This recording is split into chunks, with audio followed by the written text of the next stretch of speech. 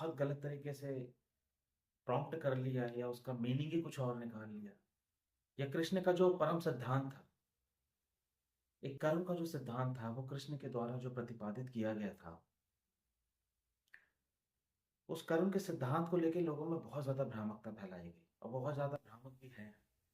आज भी कोई इस बात को प्रॉपरली नहीं समझ पा रहा है कि कर्म से मतलब क्या था। उन्होंने कह दिया कि हाँ, तुम्हारे संचित कर्म है, तुम्हारे भाव कर्म है, तुम्हारे कर्मों की दशा है, तुम्हारे बहुत सारे कर्म हैं। और ये बात सिर्फ गीता में नहीं, उपनिषद हो गया आपका, पुराण हो गया, या कोई भी ऐसा ग्रंथ हो जो हिंदुओं का हो, ज्यादातर सब में कर्म की बात तो वास्तविकता में कहा गई है, कही गई है। तो कर्म को लेके जो सबसे ज्यादा भ्रांति जो फैल गई है ना, जो कर्म को लेके दिमाग में आदमी ने बहुत ज्यादा अपनी एक स्थिति बना ली है कि वास्तव में कर्म होते क्या है, क्यों होते हैं, किस लिए होते हैं। अगर परमात्मा को कर्म से इतनी ही तकलीफ थी तुम्हारे, या तुम्हारे कर्मों के माध्यम से इतना ही ज्यादा तुम्हारे अंदर खौफ पैदा हो गया है कि हाँ भाई कर्म है, कर्म है, कर्म काटना है, कर्म काटना है, कर्म को काटना है, संचित कर्म काटना है, कर्म ऐसा करोगे तो गलत फल मिलेगा, कर्म ऐसा करोगे तो बुरा फल मिलेगा, अच्छा फल मिलेगा, ये मिलेगा, पुण्य मिलेगा, पाप मिलेगा। क्या तुमने कभी गौर से कर्म को समझने की कोशिश की है? क्या तुमने उस पर पूरी तरह से अपना ध्यान कभी पूरी तरह से, कभी अपने विवेक को, अपने ध्यान को, अपने संदेह को पूर्ण रूप से कर्म के माध्यम से जानने की कोशिश की है? कर्मों को पूरी तरह अपने व्यक्तित्व में उतार के उसको जानने की कोशिश की है? जैसे सुन लिया और मान लिया, किसी ने भी कह दिया और तुमने मान लिया। कर्म को समझो, क्योंकि अगर अस्तित्व ने ही तुम्हें कर्म दिया है, अस्तित्व के अलावा तुम्हें कर्म, अगर कर्म इतना ही बुरा होता है, इतना ही बेकार होता है, इतना ही खराब होता है, या तुम्हें कर्म को काटने की इतनी ज्यादा अभिप्सा पैदा होती, तो ये अस्तित्व जो तुम्हें कर्म दिया है या कर्म करने की शक्ति दिया है, तो क्या वो देता? क्या भगवान तुम्हारा परमात्मा इतना निष्ठुर है कि एक तो तुम्हें कर्मों के जाल में फंसा दिया, अब तुम कर्मों के जाल में उलझे हो, परेशान हो, रात दिन कर्म कर्म कर्म, संचित कर्म है तुम्हारे, पूर्व जन्म के कर्म है तुम्हारे, अभी जो बना रहे हो वो कर्म है तुम्हारे। हर एक परिस्थिति के अनुसार तुम्हारे कर्मों का विधान, कर्म के चक्र तुम्हारे चलते जा रहे हैं। तुम कर्मों की एक भाव भंगिमा में या उसके एक तरह के जाल में पूरी तरह उलझते जा रहे हो, बुझते जा रहे हो। तुम्हें लगता है कि क्या कर्म तुम काट पाओगे? क्या तुम्हें सच में लगता है कि तुम कर्मों को काट सकते हो, या तुम्हारे कर्म कट जाएंगे?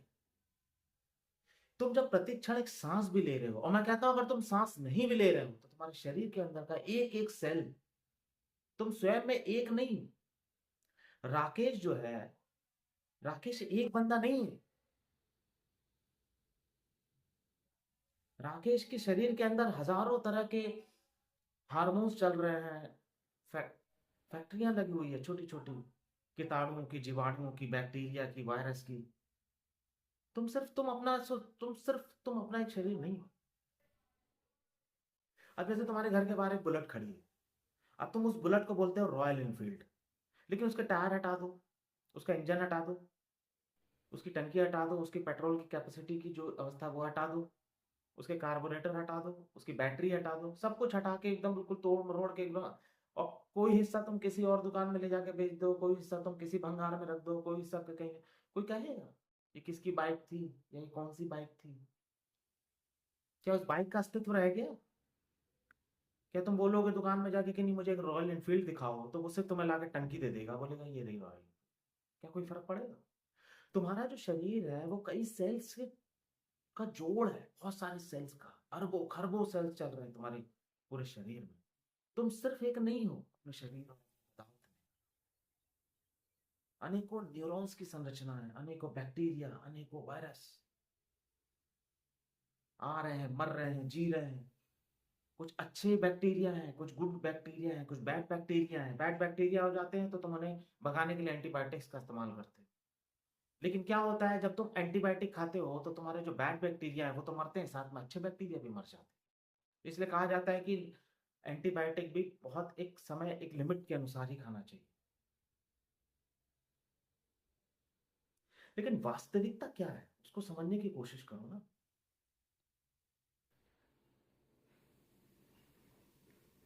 तुम्हारा पूरा शरीर का ढांचा, तुम्हारा एक एक सेल जब काम कर रहा है, सेलों की इतनी बड़ी फैक्ट्रियां लगी हुई है, सब चीजें लगी, तुम जब रात में सो भी रहे हो, कोई काम नहीं कर रहे हो, तो तुम्हारा अवचेतन मन पूर्ण रूप से काम कर रहा है। तुम्हारा लीवर चल रहा है, तुम्हारे सपने चल रहे हैं, तुम्हारे विचार चल रहे हैं, तुम सपने देख रहे हो, तुम्हारा हार्ट चल रहा है। तुम्हें पता है, जब तुम पैदा होते हो तब से लेके तुम्हारे मरने तक तुम्हारा हार्ट चलता रहता है। वो 1 किलोमीटर की रफ्तार, 1 लाख किलोमीटर की रफ्तार पूरी करता रहता है, अगर उसको पूरी तरह एक्सपेंड करके देखा जाए। अब उसकी अनंत अनंत संभावना है। जैसे जैसे विज्ञान बढ़ता जाएगा तो वैसे वैसे आपको पता चलता जाएगा। वो हर वक्त चल रहा है।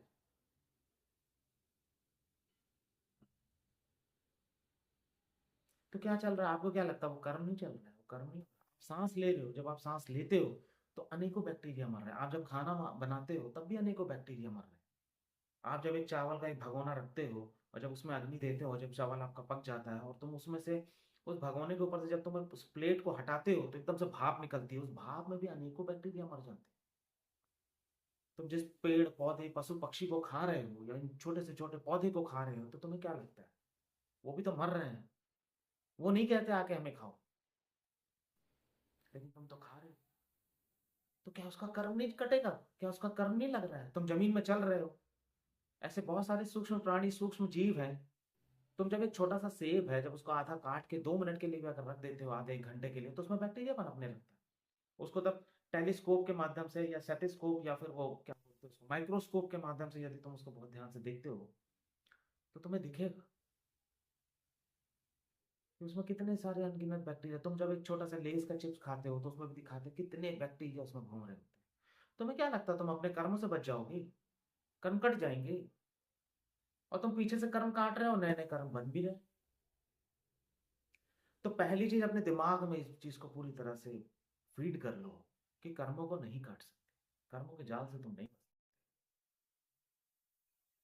और ये कर्म कर कौन रहा है? तुम्हारा शरीर, तुम्हारा मनस शरीर और तुम्हारा भाव शरीर और तुम्हारा भौतिक शरीर। अब इसको थोड़ा सा गहराई से हम समझने की कोशिश करेंगे। कर्म की जो दो आधारशिला जो वास्तविकता में है, एक है वो भौतिक से और एक मनस से। जैसे तुम्हारा शरीर है, तुम्हारा शरीर का जो सबसे सूक्ष्मतम स्वरूप है वो भाव शरीर का है, वो मनस शरीर का है। उसे अवचेतन मन कह सकते हैं। अवचेतन मन की भी कई परतें होती है, लेकिन जो सबसे आखिरी कोने में जो अवचेतन मन है, तुम्हारा आखिरी छोर, जो बिल्कुल आखिरी छोर है, और जी ठीक उसके पीछे तुम्हारी चेतन है। यानी वो जो आखिरी छोर है वो तुम्हारा भाव शरीर का है। और सबसे पहला जो छोर है वो तुम्हारे भौतिक शरीर का है। तो शरीर और मन वास्तव में अलग नहीं है, लेकिन दोनों की कार्य प्रणाली अलग है, क्योंकि दोनों का स्वभाव अलग है। भाव शरीर भावनात्मक रूप से काम करता है, इसलिए हम वहां पे एस्ट्रल बॉडी कहते हैं, मनस शरीर कहते हैं। सूक्ष्म शरीर जिसको हम कहते हैं, जिसको प्रेत भी कह लो, भूत भी कह लो, जिसका एक आभा मंडल होता है, आभा शरीर कह लो, अवचेतन शरीर कह लो, भाव शरीर कह लो। एक वो बॉडी और एक तुम्हारा शरीर। तो दोनों अलग नहीं है, लेकिन काम करने की श्रेणी अलग है। जैसे कि मान लो तुम कोई चित्र बनाते हो, तो चित्र कौन बना रहा है? तुम बना रहे हो। तुम कौन हो? तुम भाव शरीर। अगर मैं तुम्हें नॉर्मली कहूं, बनाने वाला कौन है? भाव शरीर। और चित्र जो बन रहा है वो स्थूल शरीर है।